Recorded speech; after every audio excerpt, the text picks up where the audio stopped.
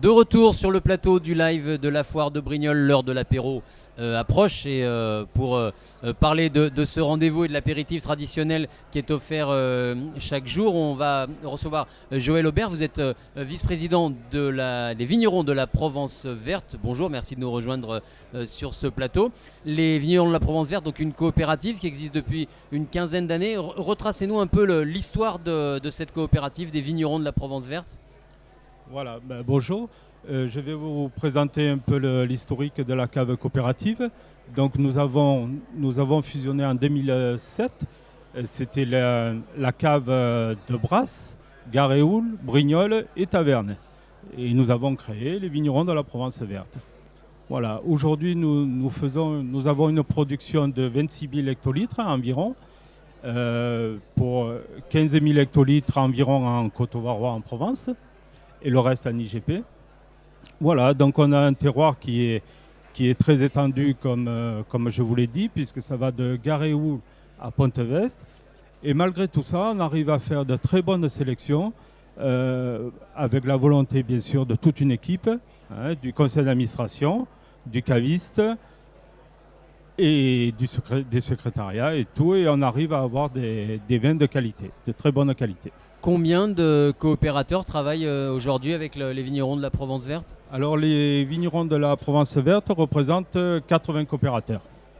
80 coopérateurs, donc vous le disiez, sur différentes communes, Brasse, Garéoul, Brignoles. Quelle a été la raison justement de cette fédération il y a une quinzaine d'années ? Pourquoi vous avez choisi de regrouper ? C'est pour avoir plus de poids, pour parler d'une seule voix ? Voilà, à une époque qui était les années 2000, autour de 2005, on avait beaucoup moins de viticulteurs. Bon, la viticulture avait ses soucis comme on a souvent. Là, il y avait des soucis de marché. Donc, il fallait investir pour être toujours plus performant. Mais on a décidé, donc, pour assumer ces investissements et tout, on a préféré fusionner et faire les investissements tous ensemble. Et je crois qu'aujourd'hui, on a les résultats parce que on a eu quand même une vingtaine de médailles. On a été récompensé d'une vingtaine de médailles, 10 à Paris, 6 à la foire de Brignoles, Mâcon et même les Soleils en IGP.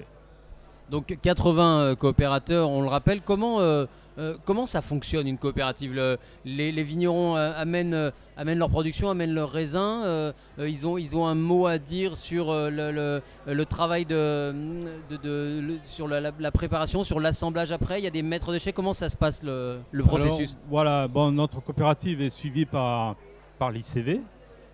Donc on a des contrôles de maturité au moment du vendange. Et vu notre coopérative, ça s'étend sur 3 semaines, même plus, parce que les maturités sont différentes. Ensuite, le conseil d'administration fait un calendrier. On travaille aussi avec le Estandon, qui est notre groupement de commercialisation, qui nous donne un peu les cuvées que l'on doit faire, les cuvées qui sont commercialisables, tout. Et nous, de notre côté, on essaie de faire un maximum de sélection. Ça, on le fait avec Estandon, avec le technicien d'Estandon. Et on arrive à sélectionner des parcelles, donc des apports. Et ces apports-là sont vinifiés à part. Et c'est là que le caviste fait un super boulot. Et on arrive à faire de très bons produits. Voilà. La philosophie, la particularité des vins qui sont présentés par les vignerons de la Provence Verte, ça va être quoi ? Aujourd'hui, notre cave s'est pas mal convertie en agriculture biologique. Donc on va avoir la moitié de la production en agriculture biologique. Donc on va essayer de développer ça. Je sais aussi que Estandon est en train de développer la commercialisation du bio, parce que c'est un produit qui arrive un peu en masse aujourd'hui, quoi. Voilà, donc on fait tout ça. L'idée, c'est de poursuivre cette conversion bio, cette avancée vers le bio pour avoir le maximum de parcelles travaillées en bio dans des échéances proches. Voilà, on va essayer de continuer, mais tout en faisant attention. C'est bien beau de produire, mais il faut le vendre. Voilà. Il ne faut pas brusquer les Trouver choses. des marchés, voilà, il ne faut pas brusquer les choses. Et on va essayer avec Estandon de trouver d'autres marchés. trouver des marchés, vous disiez, donc en lien avec Estendon. Aujourd'hui, les vins des vignerons de la Provence verte, ils sont diffusés comment? C'est de la vente hôtellerie-restauration, il y a de la grande distribution? Alors aujourd'hui, pratiquement presque la totalité de la production est mise en marché par Estendon. Nous, on a simplement une partie qu'on garde pour nos caveaux. Alors aujourd'hui, on a un caveau à Brignoles, un caveau de vente à Brignoles, un caveau de vente à Garéoul et à Taverne. Où bien sûr, tout le monde est invité à venir déguster nos médailles éventuellement. Voilà. Et en pleine saison, alors que la saison estivale est en train d'approcher, oui, c'est important d'avoir ces trois points de vente, hein, parce que sur un territoire touristique comme celui de la Provence verte, le vin, même si vous ne l'expédiez pas, le vin doit voyager, parce qu'avec on a les touristes notamment du nord de l'Europe. Est-ce qu'ils sont friands des productions des vignerons de la Provence verte? Ah oui, les clients sont très friands bien sûr des rosés, mais aussi du blanc. Et bon, on est assez satisfait parce qu'on s'aperçoit quand même que aujourd'hui, nos rosés de Provence, la consommation augmente parce qu'on s'aperçoit que les gens prennent des apéritifs, des trucs avec du rosé et du blanc. Le rosé, c'est la majeure partie de la production? C'est 90% de la production. Un petit peu de blanc, mais uniquement pour les caveaux. Et très peu de rouge, 3% de rouge. D'accord, voilà. Plus de 90% de rosé, effectivement. Non, vraiment, on est sur les rosés. Domination écrasante du rosé. Ouais. Alors, vous êtes aujourd'hui présent sur la foire de Brignoles. C'est tout naturel quand on a effectivement le siège à Brignoles et qu'on s'appelle les vignerons de la Provence verte.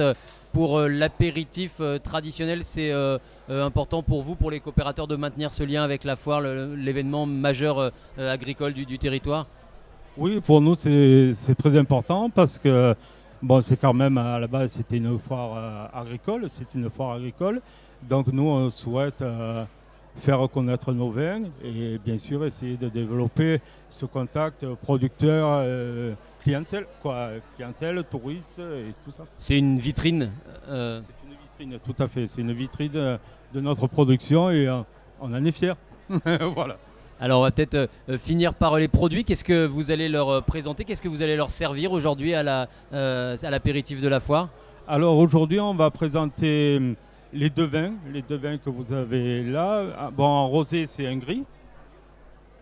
Voilà, qui est principalement fait avec du cinsault. Et on a un blanc, c'est un chardonnay muscat, voilà, qui est aromatique, qui est très bien pour les apéritifs, pour les desserts. Voilà. Alors elle vient d'où cette appellation gris? Parce que on le voit effectivement fleurir de temps en temps sur les étiquettes. Le mot gris, il y a une dénomination. Enfin, qu'est-ce que ça sous-entend, gris? Ah ben, gris, à une époque, bon, il y en avait très peu. On parlait un peu des vins de Listel qui étaient gris. C'est des rosés très très clairs, hein, qui sont vinifiés, comme je vous disais, avec du rosé. Donc on essaie d'avoir des rosés très très clairs. Voilà. Les rosés très pâles, ouais, qui sont la marque de fabrique bien souvent des rosés du Var. On va vous laisser déguster ça et faire déguster surtout aux participants l'apéritif de cette foire de Brignoles. Merci Joël Aubert, vice-président des vignerons de la Provence verte, d'être venu nous rendre visite sur ce plateau. Merci beaucoup, bon apéritif à vous et bonne foire. Eh bien, merci à vous. Merci. Bonne journée.